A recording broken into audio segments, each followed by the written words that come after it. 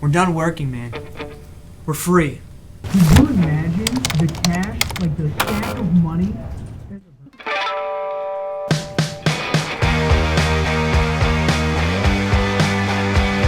Yeah, my friend's on her way.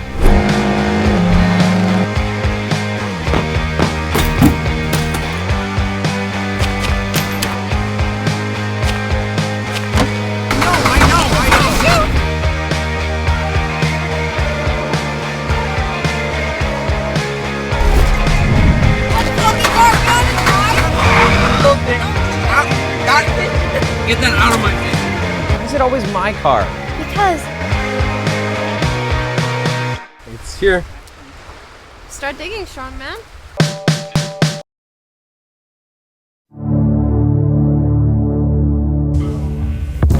Strike me anywhere. All right, folks.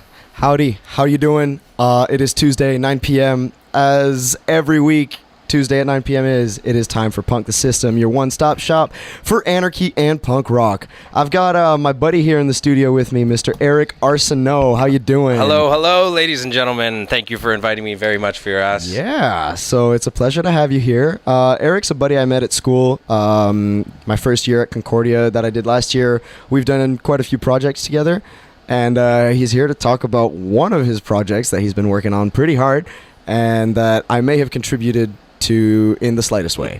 So, yeah, you've been doing a short film, man.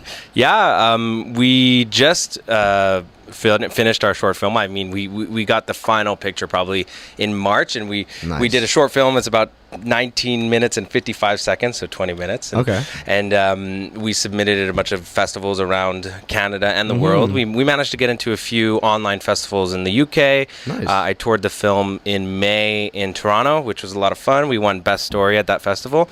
Shout out to Rush Youth Film Festival. I mean, Hell yeah. amazing group of people. Actually, I think Firas, you would really like them. Oh, yeah? Like super down to earth, super for like small artists and stuff, Okay, and totally yeah. no egos and Yeah. really awesome experience. And so we managed to get into Fantasia Film Festival, which Fucking right. I would say is the biggest film festival in Montreal. Hell yeah, man. So the film is called It Takes Two. It Takes Two. And it follows two estranged friends that reunite. And they go on this adventure to cover the crimes of their past. And I'm not going to spoil it for you because you're going to have to come see it. Of course. At Fantasia. And when is that airing? When is it playing? It'll be playing July 26th at Fantasia. So it'll be at the Musée du Cinéma, which is right in front of Place des Beaux-Arts on Sherbrooke Street at 10:30 p.m. So you could go check it out you could go check it out on Fantasia and look for It Takes Two, or look for the director Éric Arsenault. There you go. And you'll be able to find tickets and buy tickets for that. Awesome, man. Yeah. Well, I think it's really cool that you've done this, right? You were 21 or 22? I'm 22, but 22. I guess I started writing it at 20. I guess Dude, I read this it. Yeah. project has been 2 years in the making. Yes. Yeah. Cool, man. Yeah. I think it's awesome that young people in the city are making passion projects and are actually getting to places with it, you know? Like, that's kind of what I do here and what I cover here is, like, of course, I'm focused on punk rock, right? But that kind of, like, small-scale local art is just... It's so good in this city. It is the reason that I am here in Montreal. Yeah. And because you're originally from Gatineau. Yeah, which is like the most boring place on earth. I could name some. Probably Ottawa's more boring than Gatineau. But Gatineau is like the suburb of Ottawa. You're right. I guess you're right. It's the French maybe suburb Cornwall. of Ottawa. Dude, yeah, okay, Cornwall, yeah. But yeah, I don't know. I mean, it is a cultural city. People flock to this city because they want a different flavor from Toronto, let's say, or from whatever. So I totally agree with that. And I think that the short film industry, mini film industry, like no budget film industry. So I think that the vibe, the general energy of the industry, like it's not much of an industry, but like the local and small artists coming together to create music, it totally parallels with punk. Yeah. So like versus maybe pop or country. Yeah, where, you know, a lot of money is involved. It's big studios and it's stuff that's kind of like written to sell. Yeah. You know? Exactly, right? Yeah. Like people are trying to, I mean, and credit to them, right? They're trying to make livings. Like, But I think the attitude, being to a few of your shows and a few other punk rock shows, like getting the attitude of everyone in the crowd are artists or they're and it's just everything feels very genuine. Yeah, for sure. And Like, and you see the same thing in short films. Like yes, like a lot of people are trying to make short films so that they can show their skills so they can make a feature one day or something. Yeah. But a lot of people just want to tell a story in less than 20 minutes. Yeah.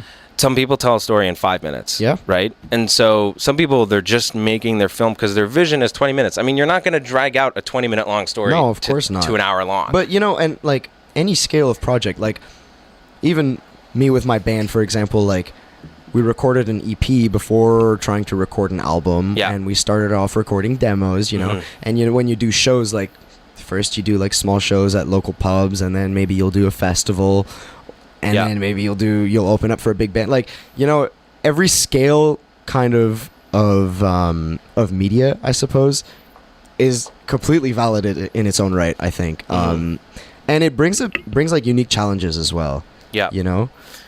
For sure. I mean, one of the most beautiful things on short film sets is that you're working with a very low budget. Everyone's volunteering. Everyone. Well, what was the budget for your film? We managed to shoot it for under $900. So that is so sick. Yeah, if you go watch the film, I mean, the hugest shout out is to Sky Studios. Yeah. They partnered with me on this film, and their talent is, I'm flabbergasted. Yeah, they're gonna go great guys. places. Yeah. And I think they helped you with your photo shoot. And everything. Yeah. But they really helped bring up the A game. The cinematography is perfect. Hell yeah. Perfect on this film. Yeah. And so we shot it for under $900. I think it came to 891 Canadian dollars. So that, I believe, is pretty impressive. Like, I see a lot of short films, their budgets could be 20,000, 30,000. Yeah. No, like, and so, I think that's like the most punk part about what you do, man. Yeah. Like, getting like local artists to do this for like little to no pay, and like, you know, like it is a project of love. And like a big thing about punk too is it is a project of love, and you kind of go for like just pumping more money into it doesn't necessarily make it better. No.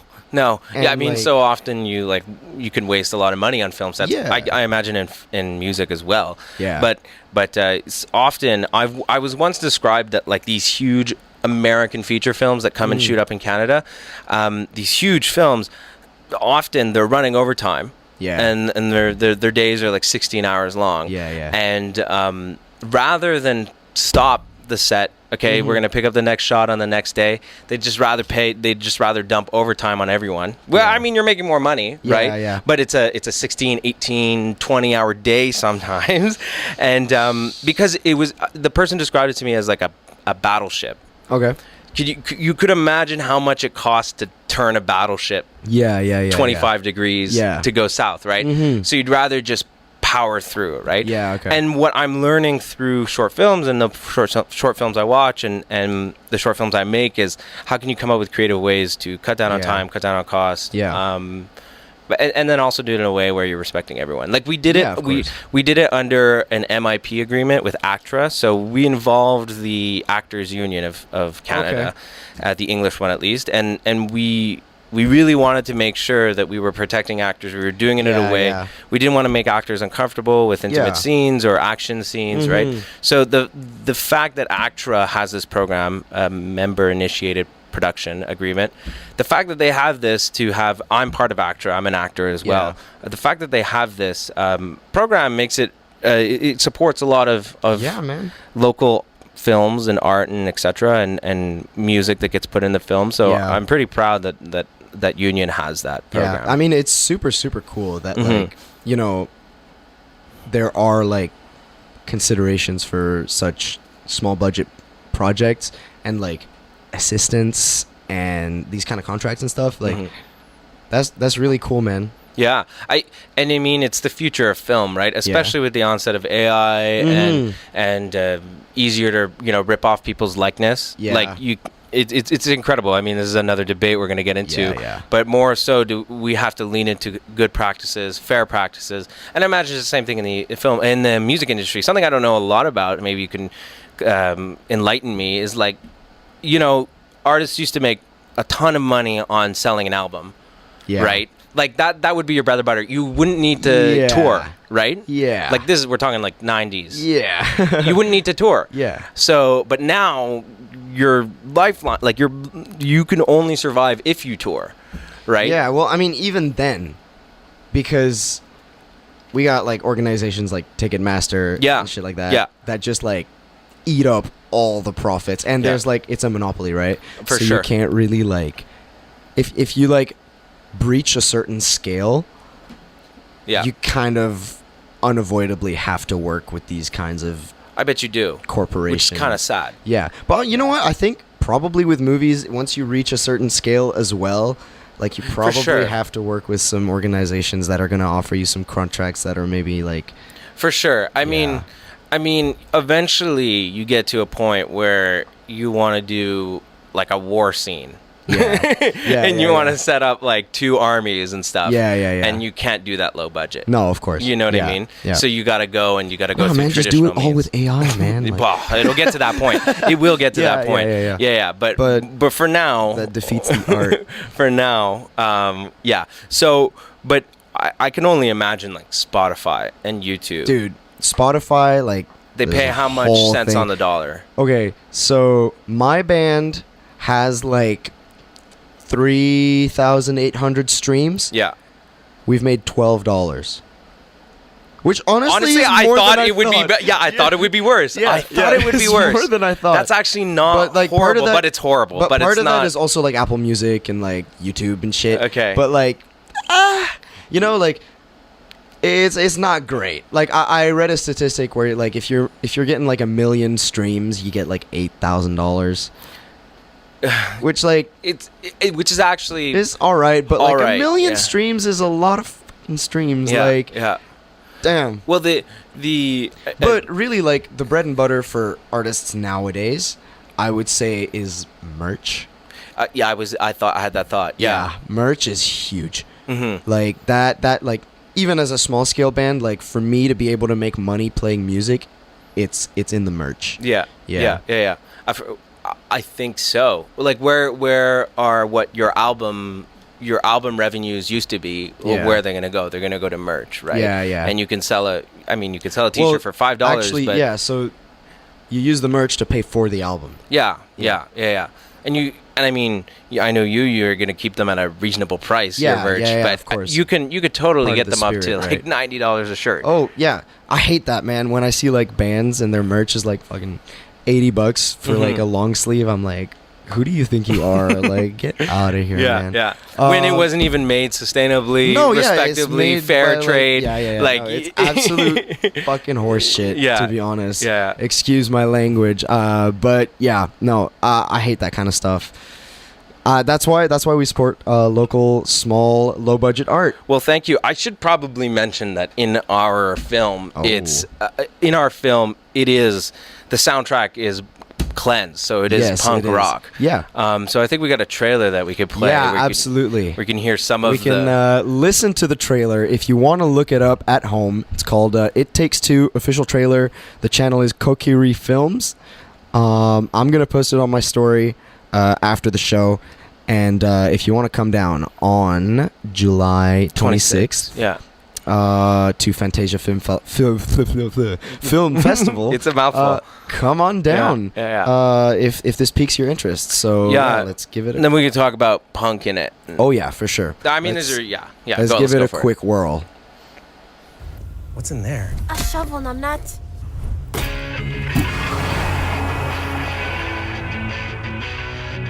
It's been a minute. How are you? Been good. Work is good. What does this have to do with the briefcase? I just know the state has sold these new property permits to build cottages on Lake Champlain. What if they find it? Oh, they will. No, they won't. They got these huge machines digging up the ground. I mean, they're not going to find a briefcase full of cash. I'm so exhausted.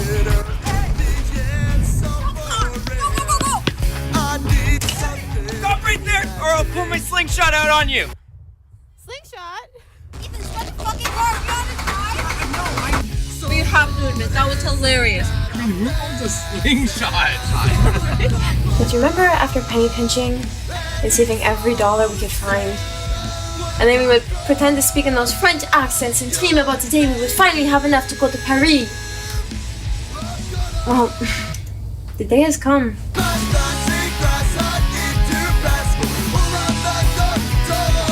Orange cream is the best flavor, though.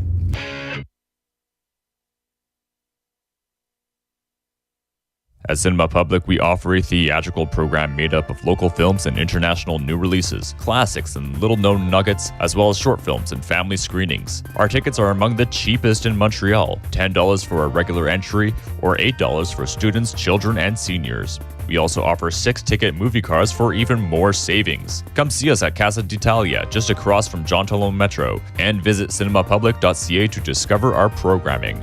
Le Cinéma Public for a lively cinema.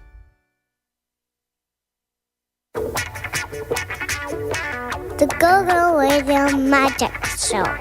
Every Friday night from 6 till 8 on CJLO. Tune in. Turn on. Freak out.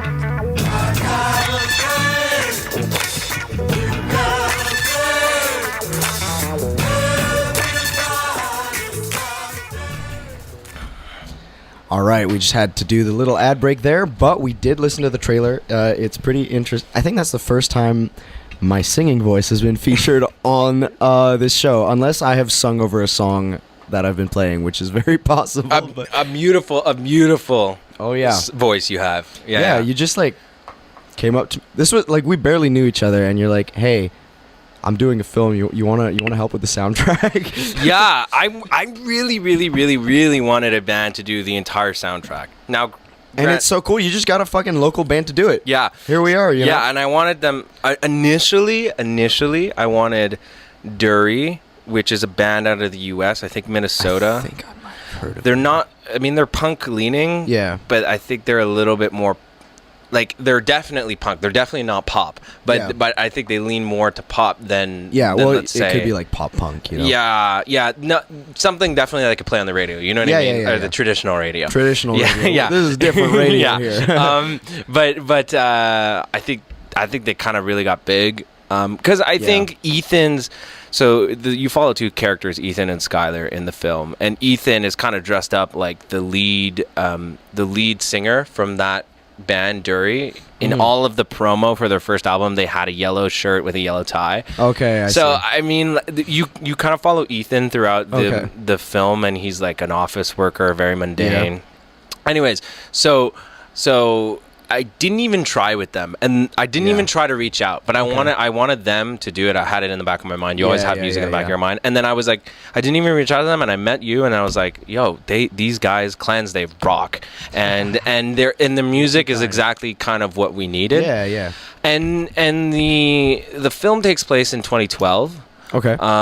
And these two friends had like kind of grown up together, like best friends, and I think both childhood trauma, not great households, and they grew up on punk rock. So I wanted the music of the film to be exactly. So and I believe I found that with your band. Yeah, I think it's awesome. Yeah, it's really sick. And I mean, you guys are credited as music by Cleanse, and you helped us out with all the promotional materials and stuff too. So. Well, you know, it's a big pleasure to be working with people who are as passionate and talented as you are. Oh, like, jeez. No, but seriously, like, but even when I'm playing shows or organizing stuff in the punk scene, like, there are so many passionate and competent and talented people in this city, and it is so cool to join forces. You know, for sure. And so. Well, you just threw flowers to me. I'm going to throw flowers to you. I have a little gift for you, Firas. I have two gifts. I have two gifts, but I'll give you the second gift later on the show. But but I got one gift for you. In the trailer, you heard the gas station clerk, Yeah. who's played by Dean Persons, Yeah, yeah. an amazing actor. I'm kind of trying to write a part for him right now. Shout out to Dean. Hell yeah. But you hear him and he goes, pull out my slingshot. Yeah, I'm gonna pull out my slingshot. Yeah, because he's gonna defend his grandfather's gas station. Because Skylar just stole a bunch of candy from them, which is useless. Why would you steal candy? But so I actually have the film Slingshot for you. What yeah, the yeah. hell? Hold on, I'm This gonna is pull so it sick, up. actually. Yeah. So this right here. I mean, people at home can't see, but this is the film I'm holding in my hands. The film used Slingshot. It's got the Kokiri logo on it. Okay. And it's got a little arm band that I don't even really know. We spent half a day trying to figure out how to. But I figured you'd enjoy playing Slingshot. Here's a gift. Dude, yeah, that's badass. I'm going to bring it to my next show and pelt the bands that suck. No, I'm kidding. I'll get like tomatoes or something, you know? Yeah. So that's the Slingshot that Dean used. Hell yeah. And maybe I should have given it to Dean, but no, you're getting it. There we go. That's what I get for helping with the soundtrack. Yeah. Dude, hell yeah. Much appreciated. I really appreciate that, man. Yeah. That's awesome. Yeah. So, a fun fact from originally we were oh my god, Gabe and Ed from Sky Studios had to talk me down from this idea, but initially, because the film is set in Vermont, the kid pulls out a Glock. And and goes, my dad's had this gas station since Vietnam. And he has this Glock and he's ready to shoot Ethan and Skylar. And Ed and Gabe, they read the script and they're like, there's no way. Like, dude, and then there's really funny. Yeah, it would have been hilarious. I mean, I think that's what I was going for as a shock factor, but there's no way that they would have survived. Like, you know what I mean? Like Dean, like just U.S. things. Yeah, the cashier's like not even 10 feet away from them. There's no way he would have missed them. You know what I mean? Yeah. So, but that would have been hilarious. But we swapped for a and the scene with the slingshot. I haven't seen the full film yet, but from like the trailers and the clips, the scene with the slingshot is pretty funny. Yeah. So and you will see the film. Yes, the full film. I will. I'll be there at the airing. And please bring your band Cleanse. I will bring all the boys. Yeah. And dude, I can't wait to see the film, man. I'm super happy to help you talk about this fucking badass project you're doing, man. And it's so trippy because I've seen the film so many times, so many times, man. And I always forget that people have never seen it. Yeah. And I mean, it's the same thing with other shows or TV that I shoot, but like, people are always going like, oh yeah, I saw the trailer, what is this, what is happening with this? And I'm like, oh, it's simple. Like, well, don't you know? Like, don't you know? Exactly. It's exactly don't you know? And I'm like, oh no, I haven't even toured it. Like, people in Toronto have seen it. Okay. Like back home, no one here in man. Montreal. Yeah. So Fantasia is really the moment for you guys to come out and watch it. Yeah. Awesome. Yeah. But just a quick little thing.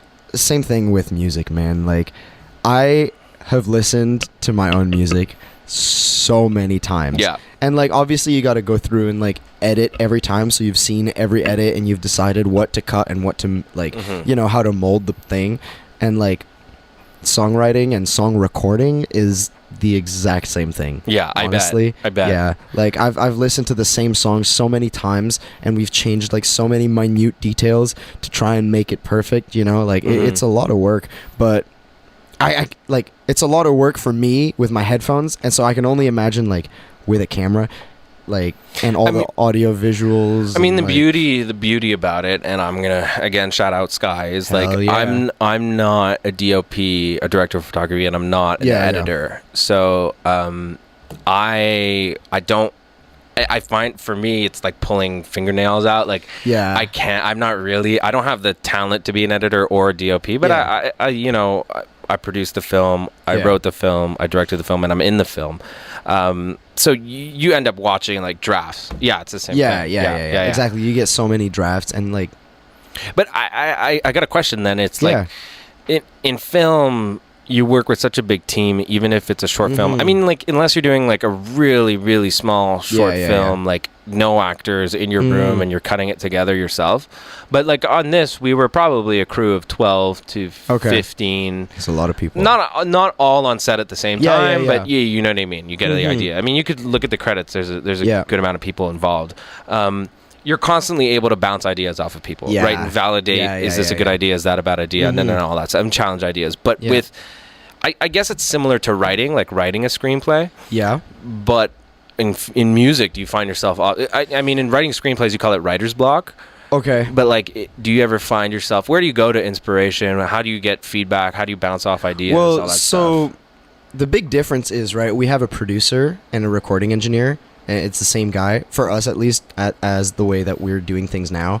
And we are the artist coming to a producer, right? So we show the producer what we've got, and then the producer gives us his feedback off of like our material. And we can kind of just decide to roll with his feedback, or to be like, no, as the artist, I want to take this creative decision and keep this way, you know? But you gotta like, it's just to the extent of like how much you agree with your producer's ideas, and I mean that's why it's so the important to experience that find your producer has. Yeah, a producer that finding you a producer like. that you click with is such a big deal. Like we found someone that like we're really happy to work with, and it makes such a difference. It makes it so much more enjoyable. Did you have a producer before?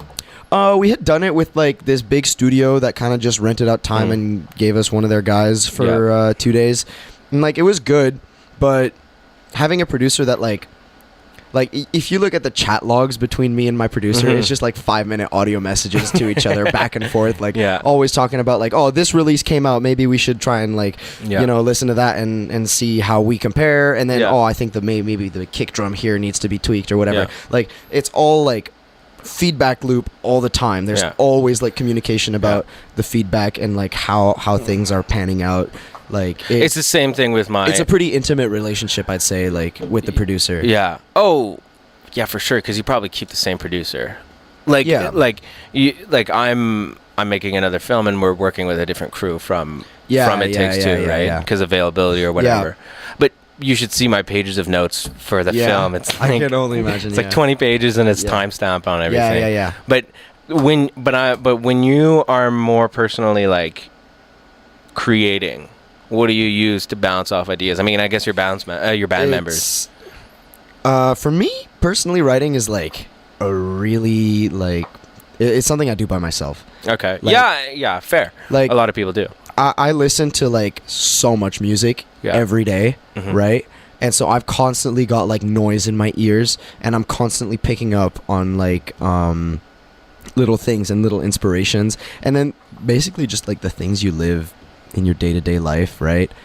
Like I don't know, I wrote a song about like walking to my girlfriend's place because all the houses were really nice and fancy, and I wrote a song about like breaking into a house for a date night or something. You showed me a song. You showed me a song about, is it a hole in my floor? Yeah. See, like my apartment had a hole in my floor, and I wrote a song about it. But yeah, I kind of like lock myself in my room and come up with something. And then once I've got something, I'll show it to the band members. Yeah. And then we'll like tweak and adjust it. But like really the meat and bones of it happens like by myself. Same with my other bandmate who writes. Like he will write most of the song by himself and then come to me, and then I'll maybe like help him with a bridge or like help smoothing out the transitions or something like that. Like I feel like art is just very very personal. Yeah. And like feedback is important, but it sometimes it's a bit tough to compromise what you're trying to do with someone else's point of view, kind of. Yeah, for sure. I mean, a lot of artists and a lot of very successful ones, they know exactly what they want. They don't take feedback. Yeah. Right? Like, but it is important. Some of the very best directors, they have the image in their head, and they know what shots they need to do. Yeah. I would suggest my style is actually very, very different. I'm very open to feedback. I'm actually very malleable as a director, as even as an actor or whatever. So it's not that I struggle with it, but I do take feedback very on, and because if someone gives you feedback, and it's not a criticism on your your style of working. But if someone gives you feedback, it's that they see a better vision. Yeah. And I always love to. That's one of my favorite things is like on set or in pre-production or in post. Like, not that there's an issue, but that there's an ounce of feedback, and it's like, how can we make this beat, this moment, this shot better? Yeah. And I love problem solving. Like, I think I love problem solving in film, and I think that's why I'm probably shifting more into producing. Yeah. I don't know if I have the talent to be a director, but I'm probably shifting more into producing, and I love problem solving with film. Yeah. It's almost like a crack. Yeah. It's like so addicting. Yeah. And then you get you solve a million little problems, and you get your final film. Yeah. But I imagine it's the same thing in like in music. Yeah, I mean, in the studio when you're like trying to make something sound a certain way, and then you don't find it, and then you get the fucking little puzzle piece that was missing, and it fixes everything. Like, working with audio gear and stuff like that. You ever watch? I know they're not punk, but you ever watch Queen? Yeah, I encourage you to watch Queen when they're recording their 1986. Okay. It's a kind of magic album. Yeah. They did a little documentary on how they recorded it and stuff. And you have Freddie Mercury, who is trying to do the drum set for One Vision on the album, and it's Roger Taylor, who's the drummer, and Freddie Mercury's like, you gotta go da-dum, da-rum, ba-ba-ba-bam. And then Roger Taylor does it, and he's like, no, not like that, like this, da-dum, and Roger Taylor does it again. And I'm sitting there, I'm like, bro, there's no difference in that drum roll. And he's like, no, it's got to be more like da-da-da-da.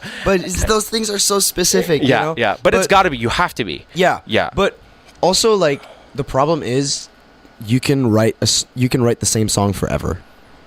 Like, you can write the same song and tweak it and tweak it and tweak it and tweak it and tweak it and tweak it and tweak it, and it never ends. So at some point you got to be like, all right, what is the vision? Does it achieve the vision? Let's go. You know what I mean? Like, because otherwise you're just wasting time, right? Like, if you're making like 30 to 100 mixes for a song, like, at some there's this, I think it's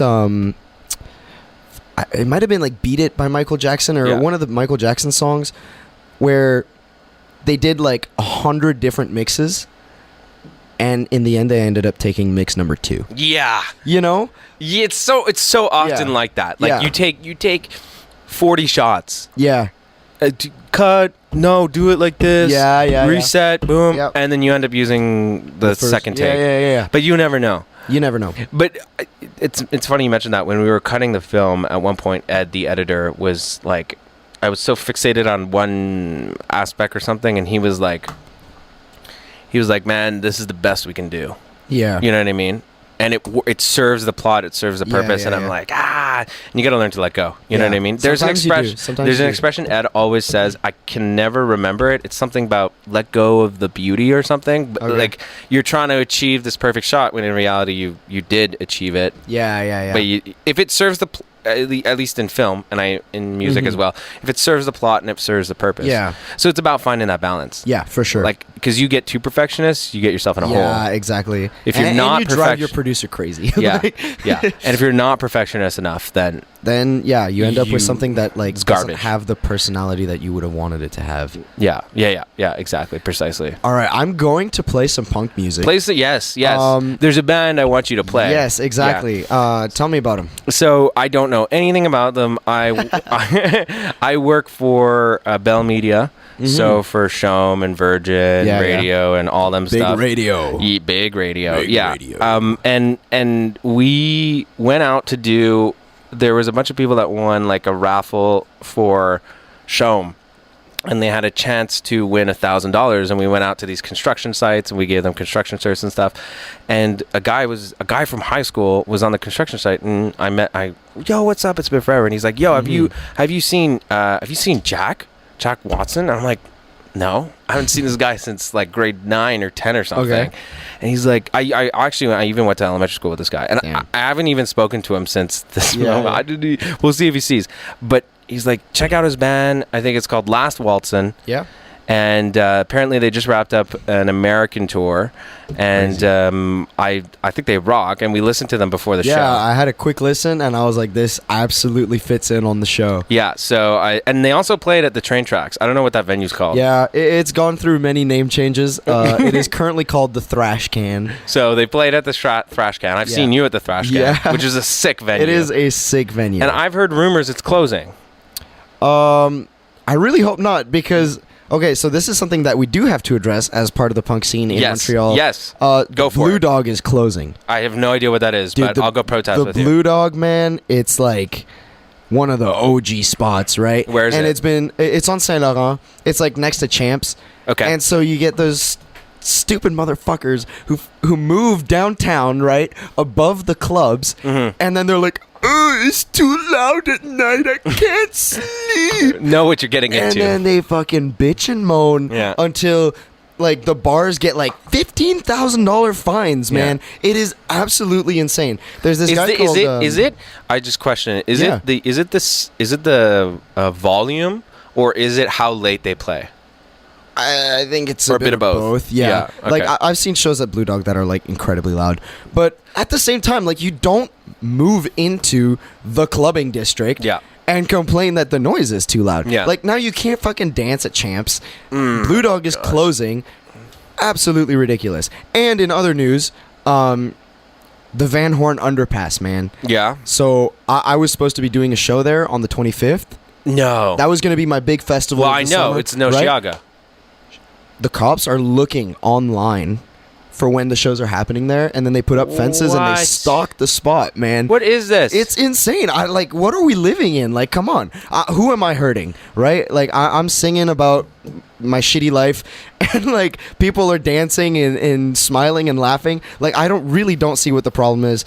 And the thing that people don't get at home is that punk it's a beautiful, beautiful, beautiful community, dude. Like. There's you would think that punk is full of violence and drugs and mean people and but it's just full of a bunch of outcasts. You've been in a mosh pit. Yeah, I've been in a mosh pit with you. It's awesome and it is fantastic. It's with a bunch of people who've got heart, who've got soul, who are the sweetest people. And I've been to your shows, and everyone talks to me.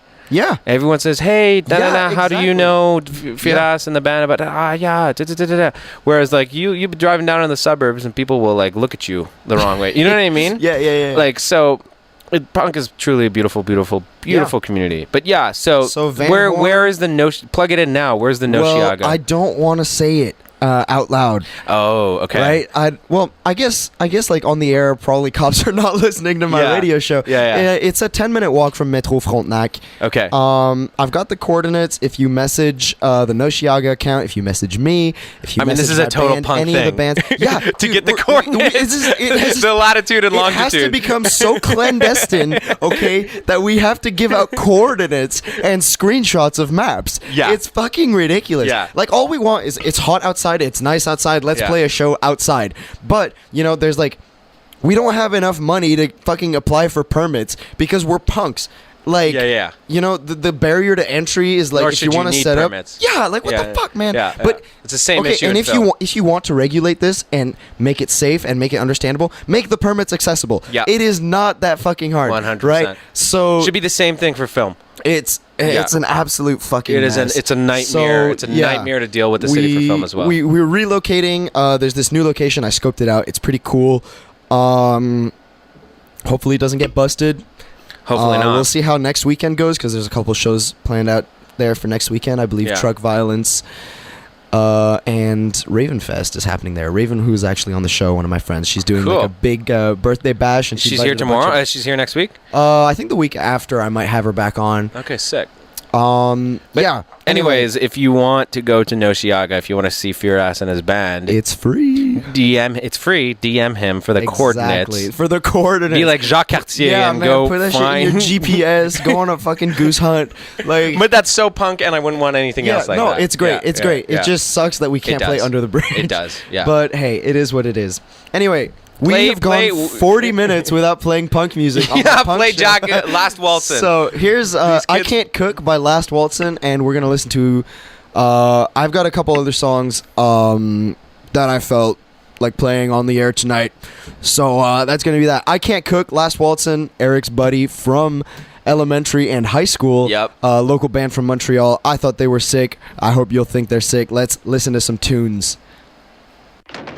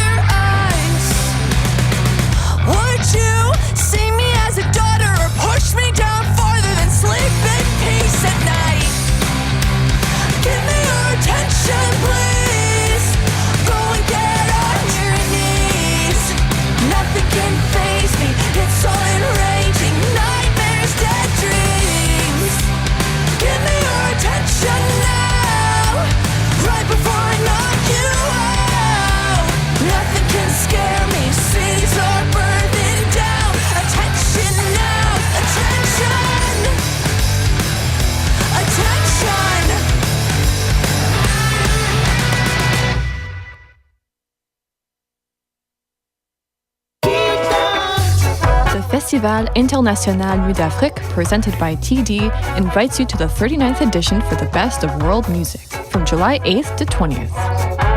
For 13 days, Montreal will be dancing and singing to the rhythms of Africa, the Caribbean, and Latin America. Full program and tickets on festivalnuitdafrique.com.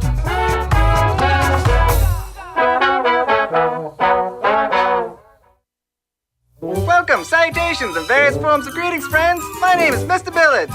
And when I'm not enjoying good ragtime music and tap dancing, I like to listen to Grade A Explosives on Sunday from 4 to 6 p.m. on CJLO 1690 AM. Now here's some kind of a cover of Frank Sinatra by a metal band. Take that, Hitler!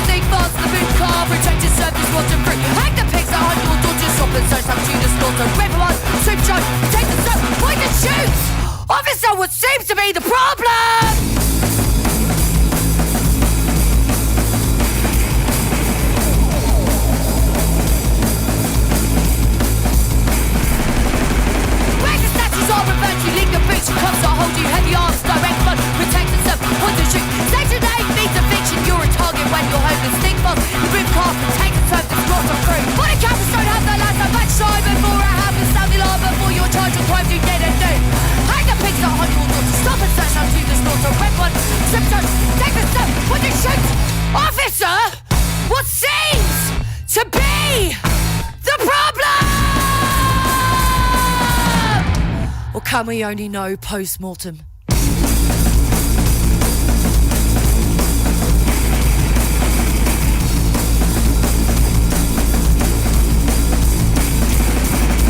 Officer, what is the problem? Can we only know post-mortem? Not just bad apples, it's a whole rotten tree. No, means no, you're right. Protest demos, unionised, fight the law that fights you hard, like the red, right hand that beats you. Officer, what is the problem? Can we only know post-mortem? Not just bad apples, it's a whole rotten tree.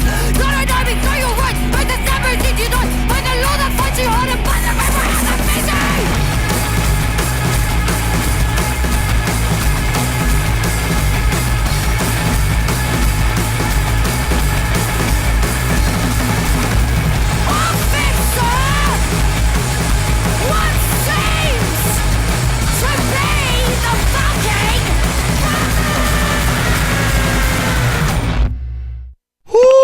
Doggy. Amazing. Yeah, so that's Bad Apple by Lambrini Girls, new single out.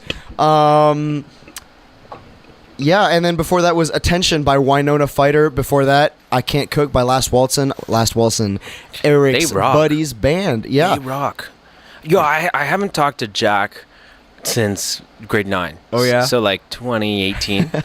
And and I hope he heard me play his song. There you on go. This there show. you go. You can let him know, man. Yeah, no, because I haven't talked to him. Like, maybe I'll text him. Maybe I'm big enough. Yeah. But I also really enjoy interviewing local bands. Yeah. So if I come across them, that could be cool. Yeah, we should put you in contact. Yeah, that'd be sick. You can get the whole band in here. For sure. I've interviewed whole bands before. Yeah? It is so much fun. How many max people? I think I've had 4 guys in here at once. Damn. Yeah, so we got 2 mics and each were sharing 1 mic. It was a Conflit Majeur. Yeah. Those guys were really cool. Shout out. Yeah, those guys are awesome. But I do have another band coming on next week. I'm not sure if the whole band is coming or what. But Para Pariah, which that I couldn't give them enough praise last week. I was like saying that their single like actually rips. Yeah. Like it is so good. You gotta play some of them I could play it right now. Yeah. Honestly, like I played it last week, but I'm gonna play it again this week, and I'm probably gonna play it again next week because they're gonna be on again next week. Yeah, for but sure. These guys rule, man. Yeah. It's like it's kind of like more hardcore than punk, like Okay. even post-hardcore. Is there like metal punk? Does that exist? Oh yeah, dude. Anything exists. Yeah. And there's labels for everything. Okay. Don't ask. You'll just figure it out with time once you come to enough mosh pits. But Cool. these guys, like, sorry, what are absolutely you rip. classified as? Classic punk? My band would probably be more like skate punk. Okay. Skate punk. Yeah. Even like some aspects of like post-hardcore. What would be like Sex Pistols? That's like classic punk mainstream. rock. That's like punk rock. It'd be okay. Punk rock. Yeah. Yeah. Okay. Yeah. Cool. That's like the birth. Anyways, these guys are what? These guys are Parapariah, and this is their single Morphine. Play it. Dude, yeah, I want to hear your thoughts on this. Okay, This for single sure. slaps. I'm turning it all the way up in the studio. Let's do it. Rip it.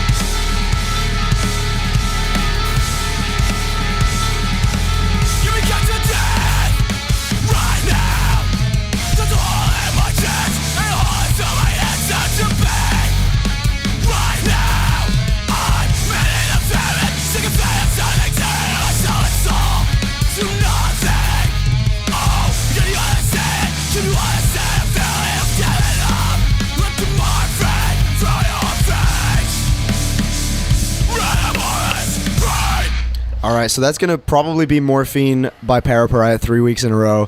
But, dude. That was great.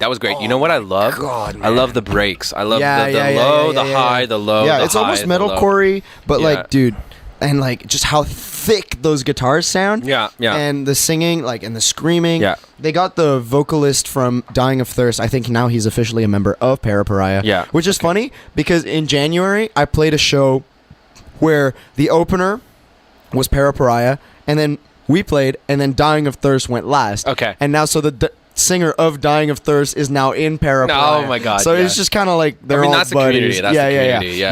Yeah. No, but dude, these guys absolutely rip, and I'm gonna have them on next week, and I cannot wait to talk to them. I will be tuning in for sure, 1,000%. Yeah. But before we wrap up, Firas, I have one more gift for you. I'm a spoiled boy. It's not as cool as the slingshot. Which tune into the show's Instagram after. We're going to be shooting rocks outside of Concordia Loyola campus. They're shooting a film here right now, which I'm actually I'm going to be on set tomorrow for that. Hell yeah. So the security guys might not appreciate us. Anyway, so this is a $100 bill American from the set of It Takes Two, and you actually spoiler, but you actually never see this cash in the movie. What? Damn. Yeah, that whole entire scene got cut. But then cherry on top, we ended up using this in your photo shoot. Photo shoot. Yeah. Hell yeah. So this is I guess it's legal tender. I guess you could go. No, you can't, because on it says for motion picture copy money. But yeah, maybe we sign it. Maybe we sign it right now. There's a Sharpie right there, man. I'm going to do it with this black pen. Hell but yeah. I'm signing it right now. Maybe you leave it in the studio. Maybe people can come see it. Yeah. But right. I mean, you got to use that money. You can't use legal tender. There you go. Yeah. Anyways, so that $100 bill is go buy yourself a brand new album or whatever. Yeah. Dude, I was thinking about this. You were saying you've shot your film for under $900. Yeah. Me and my band, we pay $1,200 for one song. Boof. Yeah. Like, you got a 20-minute film done for less than it costs us for like a 4-minute song. Like, yeah. That's crazy, man. Yeah. Wow. Thank you. I appreciate it. But I think it's punk as hell. Yeah. Are we wrapping up? Is that what's happening? We should be wrapping up. I'm gonna throw out one last quick song. This is a song that I felt like I would listen to, and it is the shortest song off the playlist that I made for today. So that's what we're going to be playing. It's USA by Reagan Youth. This is some like OG punk shit. Hell yeah. Do we say bye now? Yeah, we're going to say bye now. Thank you so much for tuning in, for listening to me and Eric ramble on and on for probably too long, but it's okay. We have a good time. Yeah. Regularly scheduled punk stuff coming up next. Here is USA by Reagan Youth. Thank you very much. Thank you very much, Firas, for having me on the show. Go check out my movie. Come down to Fantasia. You can find me on Éric Arsenault at Instagram. There you go. Or Kokiri Films. Yep. We'll be posting all about it. Thank you very much, and good night. Good night, folks.